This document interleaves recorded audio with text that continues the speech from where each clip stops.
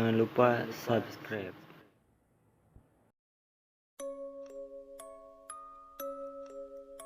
Hati Suryo jadi terluka karenanya.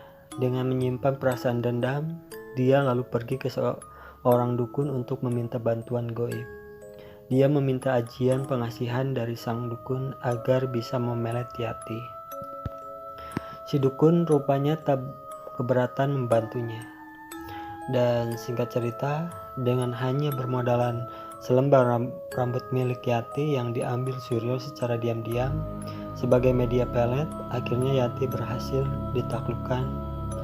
Gadis yang pernah menghinanya itu datang ke rumahnya dan merengek-rengek minta dinikahi. Yati sungguh jatuh cinta setengah mati pada Suryo. Kejadian yang sangat aneh ini sempat membuat keluarga Yati sedih.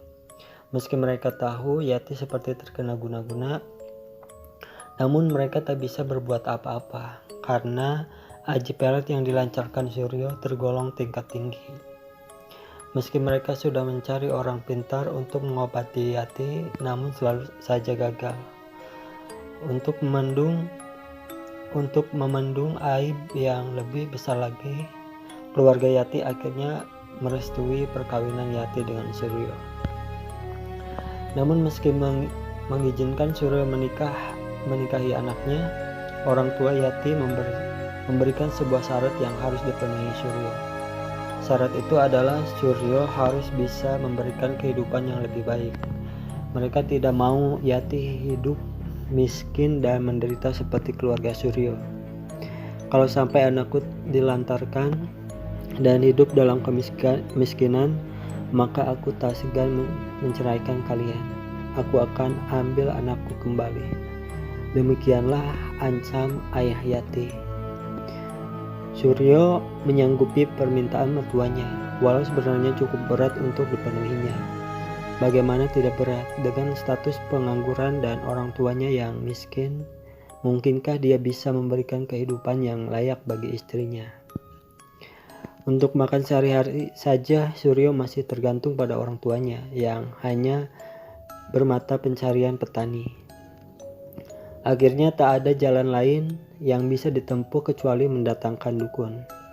Ya, setelah sukses melewati Yati, tampaknya Suryo ketagihan ingin mengatasi kesulitan hidupnya dengan jalan mistik. Kali ini dia ingin mendapatkan kekayaan dalam waktu relatif singkat. Dia sering mendengar tentang ritual pesugihan yang bisa membuat orang kaya mendadak. Walau harus menempuh resiko tidak ringan, Suryo akan menempuhi jalan itu. Dia kembali mendatangi dukun yang pernah menolongnya, tapi tidak seperti saat pertama datang dulu. Kali ini sang dukun sempat memperingatkannya. Maaf Suryo, bukannya aku tidak ingin membantumu, tapi hal ini mengandung risiko yang berat. Kamu harus mempersembahkan tumbal dari keluargamu sendiri, sehingga bisa tercapai keinginanmu itu. Selain itu, kamu juga harus bisa merawat dengan telaten kekuatan goib yang akan membantumu mencarikan harta kekayaan. Apakah kamu sanggup menghadapinya? Kata sang dukun itu. Saya sanggup Ki, saya capek hidup jadi orang miskin. Saya siap menghadapi risiko apapun juga, sahut Suryo dengan mantap. Tapi Suryo, kekuatan goib yang membantu mencarikan kekayaan ini tergolong ganas dan tingkat tinggi. Jika sampai engkau membuatnya kecewa, semisal tidak memberikan sesaji tepat waktu atau melanggar pantangan yang harus dijalani, bisa-bisa makhluk goib itu akan mengamuk dan berbalik menyakitimu, sambung dukun itu. Saya siap menjalani dengan baik Ki, tegas Suryo. Sang dukun termenung sejenak. Karena Suryo tampaknya sudah sangat mantap, akhirnya sang dukun mengabulkan permintaannya.